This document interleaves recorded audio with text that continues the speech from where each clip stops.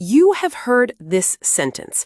A quantum computer tries every possible answer at the same time, and that is why it is unimaginably fast. It is in documentaries, news articles, most explainers online. And it is wrong, not simplified, wrong. What actually happens is stranger and far more beautiful, and by the end of this video, you will spot the error yourself. Start with the machine you are watching this on. Everything it does is built from bits. A bit is a switch, on or off, 1 or 0, and at any moment it is definitely one of the two. Billions of switches flipping, and that is a computer. A quantum bit, a qubit, is not a switch. Before you look at it, it is not simply 1 or 0. It holds a blend of both possibilities at once, each carrying a weight, a measure of how strongly it is present. That blend is called superposition. Now here it gets dizzying. Put 2 qubits together and you describe 4 combinations at once. 3 qubits, 8. Every qubit you add doubles it. By 300 qubits, the number of combinations is greater than the number of atoms in the observable universe. That is not an exaggeration. It's just what doubling does. So now you see where the myth comes from and why it is tempting. If a machine holds that many combinations at once, surely it is working on all of them at once. So let us follow that idea and watch it fall apart. Pause the video and think it through. You are holding all those possibilities. Now you actually want your answer. What has to happen next?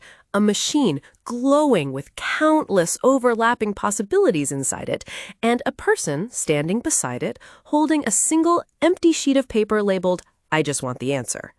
You have to look, and this is the rule that ruins everything. When you measure a quantum system, you do not get to see the blend. You get one outcome, chosen at random, with those weights deciding the odds. The instant you look, everything else is gone. You cannot inspect the other possibilities, list them, or copy them out.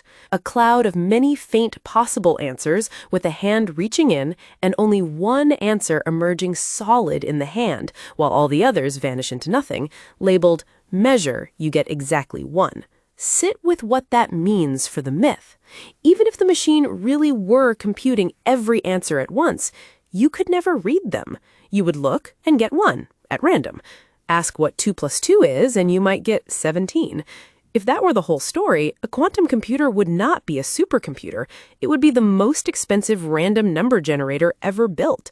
An enormous, elaborate machine with cables and cooling pipes producing a single die on a small tray labeled the world's most expensive dice roll. So there has to be something else going on. And there is. And it is the part almost nobody tells you. Those weights are not ordinary probabilities. They behave like waves. They have peaks and troughs, and when 2 of them meet, they do what waves do. They add together, or they cancel out. You have almost certainly experienced this. Noise-canceling headphones listen to the sound around you and produce a new wave that is its exact opposite. Where the outside noise has a peak, the headphone makes a trough.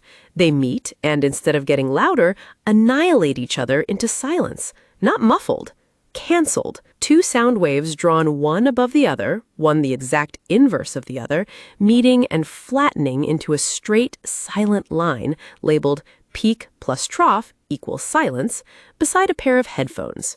Quantum possibilities do exactly this, and it is called interference. 2 roots to the same answer can line up and reinforce, making it more likely, or arrive opposite and cancel, making it vanish. That changes everything, because the machine is not just holding possibilities, it can make some of them destroy each other. So, a quantum algorithm is not a search, it is choreography. The real work is arranging the computation so every path leading to a wrong answer meets an opposite and cancels into nothing, while paths leading to the right answer line up and reinforce. Do it correctly, and by the time you measure, the wrong answers have annihilated each other, and the correct answer is nearly all that remains. You are not finding a needle in a haystack, you are arranging for the haystack to burn itself away. Many arrows traveling from a start point to a row of possible answers. The arrows into wrong answers meeting head-on and canceling into nothing, while the arrows into the right answer stack up into one tall bar, headed cancel the wrong, reinforce the right. One more ingredient makes this possible at scale. Qubits can be linked so completely that you cannot describe one on its own anymore, only the group as a whole. That linkage is entanglement, and it lets the choreography span the entire machine instead of each qubit doing its own thing in a corner. Several qubits joined by glowing threads into one single connected object with a crossed-out attempt to describe just one of them separately, labeled entanglement, described only together. Now, the honest part, the question the hype always dodges, if this is so powerful, why will it not simply solve everything? Because to arrange that cancellation, you need the problem to have structure, a hidden pattern, a rhythm, a symmetry that tells you how to line the paths up. If the possible answers are an unstructured pile with no pattern connecting them, there is nothing to align, nothing cancels, and the machine has no real advantage. It exploits structure, and only where structure exists. On the left, a neat, repeating, patterned grid labeled structure, you can line it up. On the right, a chaotic, scattered heap of unrelated dots labeled no pattern, nothing to cancel. So what does that leave? First, and most naturally, simulating nature itself. Molecules, chemistry, new materials, drug behavior. Nature is already quantum, so a quantum machine speaks its native language rather than translating. That was the original motivation and remains the most promising. Second, certain mathematical problems that hide a repeating structure, which is why some of the encryption protecting the internet today is considered at risk in the long run. Third, modest speed-ups on certain searches.